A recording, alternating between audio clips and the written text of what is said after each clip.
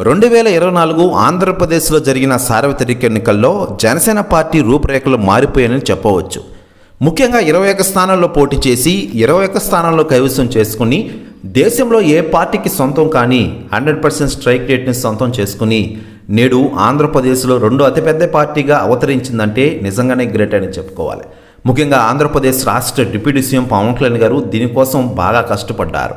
3 పార్టీలను కలిపి ఈరోజు కూటమి ప్రభుత్వంగా ఏర్పాటు చేసి ఆంధ్రప్రదేశ్లో అధికారం దక్కే విధంగా పవన్ కళ్యాణ్ గారు చేసిన కృషి గురించి మనం ప్రత్యేకించి చెప్పనక్కర్లేదు. మరోవైపు పవన్ కళ్యాణ్ గారు స్థాపించిన ఈ జనసేన పార్టీలోకి ఇప్పటికే చాలామంది చేరికలు ఎక్కువైపోయాయి. ముఖ్యంగా మాజీ ఎమ్మెల్యేలు, మాజీ మంత్రులు కూడా వస్తున్నారు. సెలబ్రిటీలు కూడా మరోవైపు పవన్ కళ్యాణ్ గారు జనసేన పార్టీలోకి వస్తున్నారు.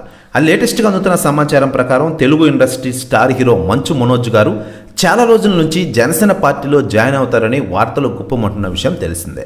అదే లేటెస్ట్గా అందుతున్న సమాచారం ప్రకారం పవన్ కళ్యాణ్ గారు భేటీ అనంతరం ఒక తేదీని అనుకుని పిఠాపురంలో పవన్ కళ్యాణ్ గారి సమక్షంలో జనసేన పార్టీలో జాయిన్ కానున్నారట మంచు మనోజ్ గారు.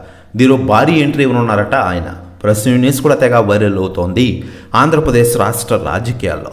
మరోవైపు పవన్ కళ్యాణ్ గారి విషయానికి వస్తే ఇటీవలే జయకేతనం పేరిట జనసేన 12వ ఆవిర్భావ సభను ఘనంగా పిఠాపురం నిర్వహించిన విషయం మనకందరికీ తెలిసిందే. అప్పటి నుంచి పవన్ కళ్యాణ్ గారి పేరు బాగా మారుమోగుతోంది.